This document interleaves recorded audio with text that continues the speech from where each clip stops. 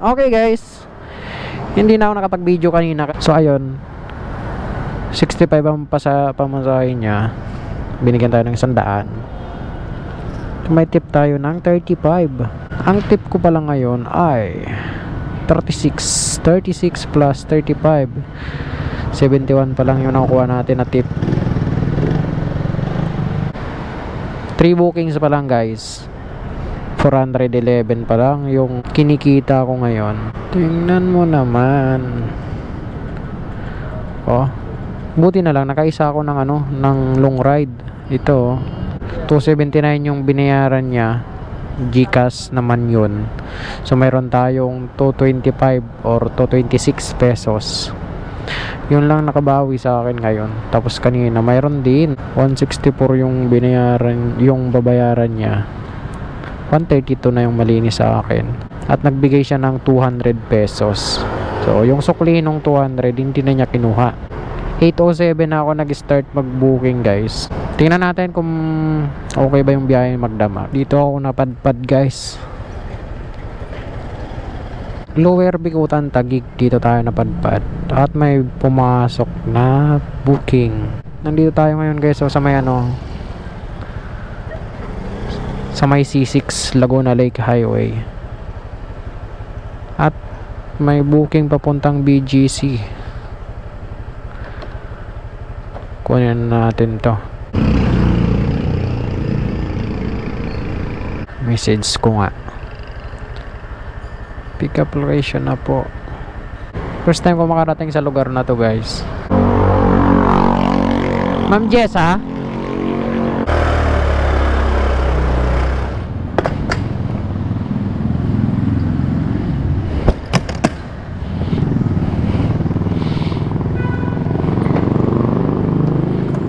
$123 lang oh. Okay na din. 31 yung tip nito guys. Ang laki ng tip niya ah. Panalo. Mamaya i-rate kita. Kunin ko muna tong customer na isa. 31 yung tip. Ang laki ng tip ni madam.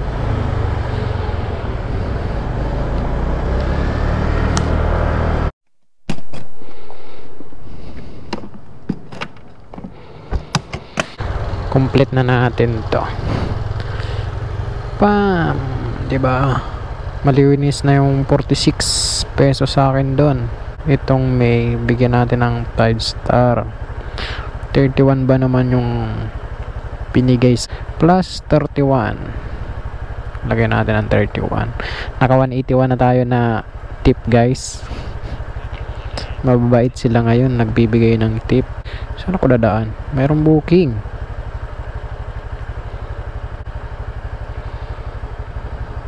Dito sa likod. Dito tayo daan. 50 pesos malinis na sa akin dito. Western Bikutan Taguig. Doon natin ibababa guys. Sige.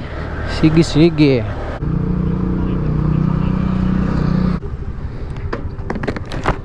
Thank you po. Cashless pa nga. 62 pesos. 156 na ng umaga guys. At mayroon na tayong 452 simula nung alas 12 ng madaling araw. 6 booking. Okay na din. Kanina kasi 6:30 lang simula 8 ng gabi hanggang 12 na madaling araw. 6:30 lang yung kinita ko. 11 kasi tumigil na ako magbiyahe. Nagpahinga ako. Kumain at ayun, 1 oras din yung pinahinga ko. Kaya 6:30 lang yung kinita ko. Ang kagandahan dito guys, ang tip ko kaagad 181. Malalaki yung bigay na tip po. 36, 35, 29, 50 plus 31.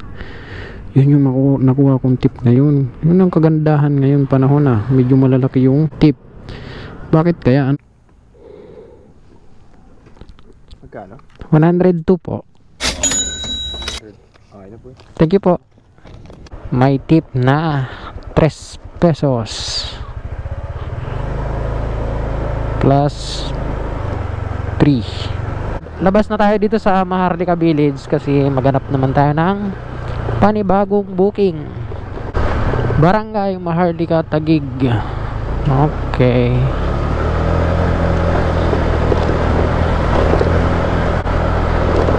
Booking pa kayo, booking. Yun, may booking. 200 pesos malinis sa akin, guys. Message na, I'll be there for a few minutes. Kunin na natin to kasi ano lang naman, 2 minutes lang, guys. Papuntang, saan papunta to? Cainta Rizal. Okay, maganda. 247 ang babayaran niya. Kunin na natin to. Maganda-ganda tong biyahe natin, long ride. Kasuluk-sulukan pala to dito, guys. Oh. Sige. Sir Albert.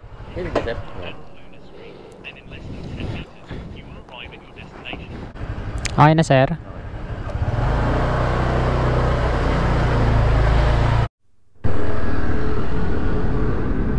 Our age was our age.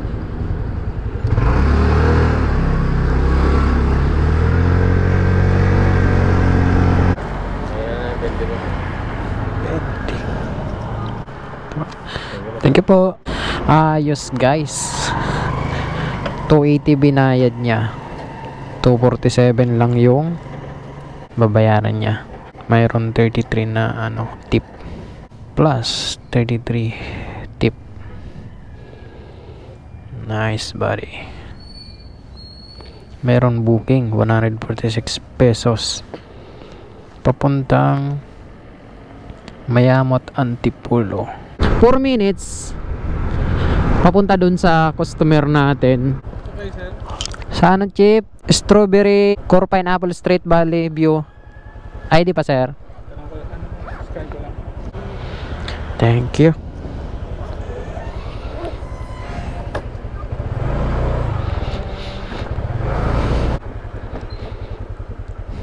Rini po.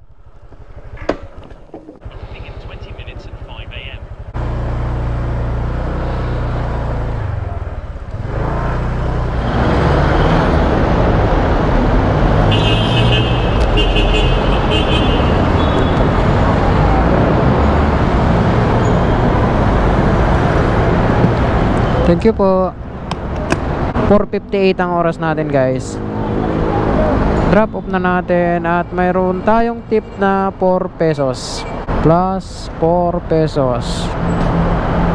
Simula 12 to 5 ngayong oras na to. Naka 9 booking pa lang tayo, guys. Kasi tumigil kasi ako kanina ng mga bandang alas 2, nagpahinga ako. Nagtambay-tambay ako doon. Tingnan natin. 1:36 AM yung last drop ko. Tapos nag-open naman ulit ako mga bandang natanggap ulit ako ng 3:43 na ng umaga. Hanggang ngayon tuloy-tuloy na yung biyahe natin. Mahigit isang oras din pahinga ako. 1:36 AM yung ko, Gurame. Kasi nundan 3:43 AM na yung nagsunod.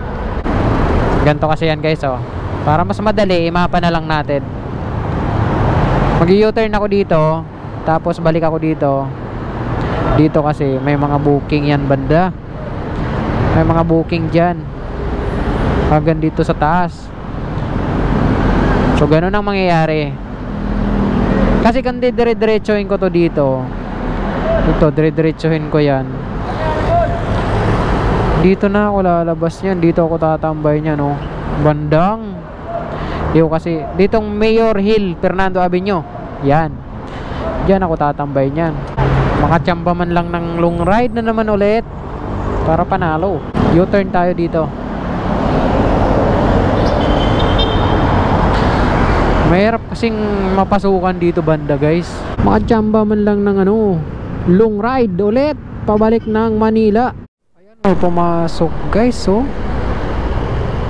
297 pesos. Papuntang Ermita, Manila. Mayroon siyang 5 minutes na papunta sa kanya. Puntahan na natin guys, 2.1 kilometer, 5 minutes ang biyahe. Diba tama yung tsamba natin na yung tinuro ko sa'yo na sa inyo na doon tayo pupwesto. Malinis na sa akin dito yung 234.90 pesos, 297 ang buong babayaran niya. Sir Michael, good morning sir. Nagbigay si kuya ng 300, so may tip tayo ng 3 pesos.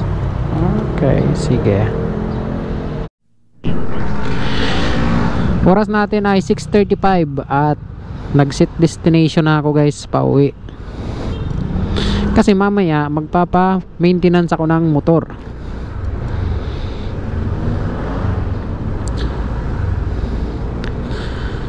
Sana magkaroon tayo ng pasahero pauwi, may makasabay. Ang malupit niyan, hanggang pauwi wala na akong booking.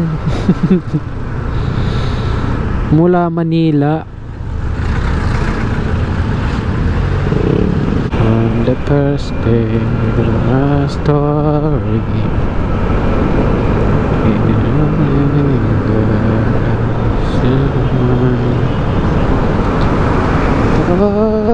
lubak-lubak ang daan. Panis, abot. Saan kaya ako pwede dumaan? Okay, dito, tuluyan natin to dito. Pag nagkanan kasi ako, 3 minutes mas matagal doon. Mas mabilis naman ang 3 minuto dito sa dinadaanan natin ngayon. Yun, may booking. May booking, asa na? Kunin natin. Malinis na yung 93 pesos sa akin. Okay, gotcha. 115 yung babayaran niya. Kunin ko muna to. Babay ang ating pasahero ngayon. Let's go. 3 minuto mula dito papunta sa kanya. Ito tayo.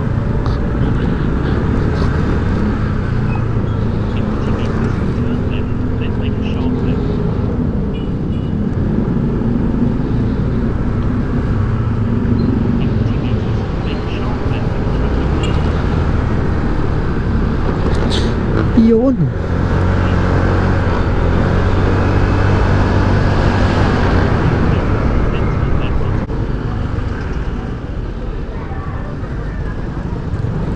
Napapatingin talaga ako guys sa ADB na kulay puti.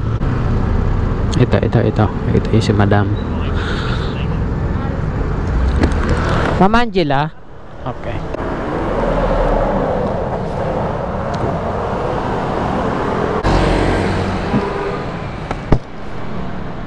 Yung bag nyo ma'am, pwede po yan dito. Kasya po yan. Kasya yan, kahit may laptop. Yun.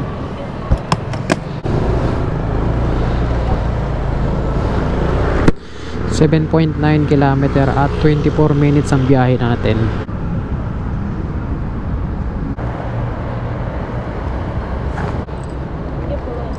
Thank you po. Thank you.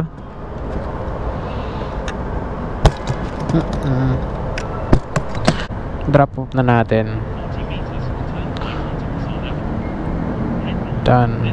Nasa South Triangle tayo ngayon. Maghintay-hintay muna tayo ng kahit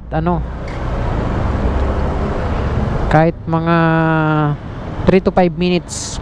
11.4 kilometer pa kasi.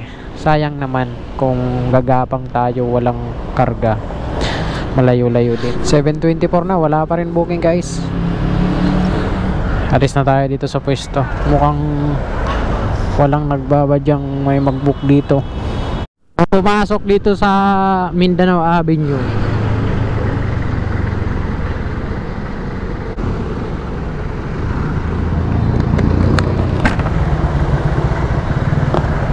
Wow. Kahit 100 madam. 58 lang po. 100, baka meron ka po.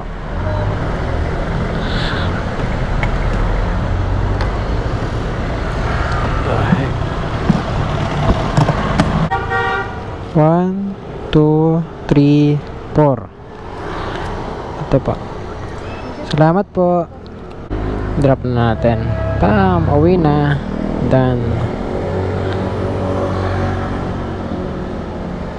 Grabe, pulado. First time ko makita ngayong taong pulado yung ano, yung mapa natin.